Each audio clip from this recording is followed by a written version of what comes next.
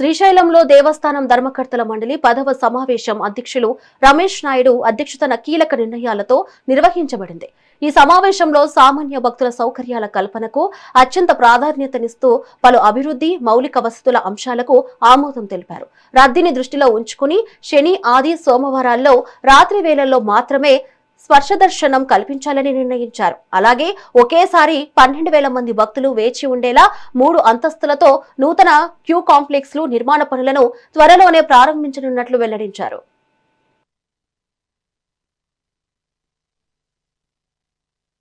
ఈ క్షేత్రాన్ని దర్శించే సామాన్య భక్తుల సౌకర్యాల కల్పనకే మొదటి ప్రాధాన్యత ఇవ్వడం జరుగుతుంది.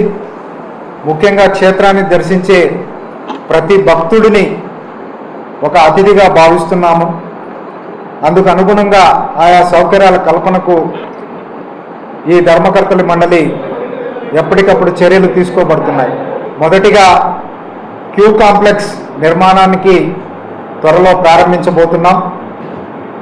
దేవస్థానం దత్తత దేవాలయమైన కడప జిల్లాలోని సిద్ధవటం ఆలయంలో నూతనంగా ధ్వజస్తంభ ప్రతిష్ట కార్యక్రమం ఉన్నది.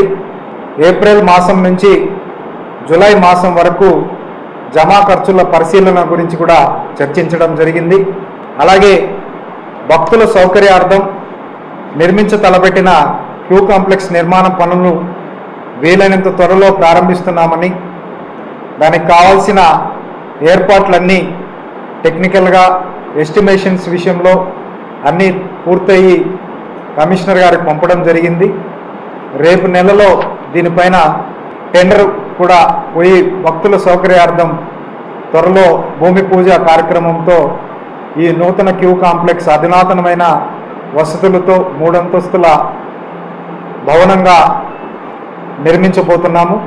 అలాగే 14వ తేదీ నుండి 23వ తారీఖు వరకు నిర్వహించనున్న గణపతి నవరాత్రి ఉత్సవాల్లో సాక్షి గణపతి ఆలయం వద్ద తగు విద్యుత్ దీపాలంకరణ చేయాలని నిర్ణయించడమైనది. 2026-27 సంవత్సరానికి సంబంధించి ఏప్రిల్ మాసం నుంచి జూలై మాసం వరకు గల దేవస్థానం జమా ఖర్చులు పరిశీలించబడ్డాయి. ఈ క్షేత్రాన్ని దర్శించే సామాన్య భక్తుల సౌకర్యాల కల్పన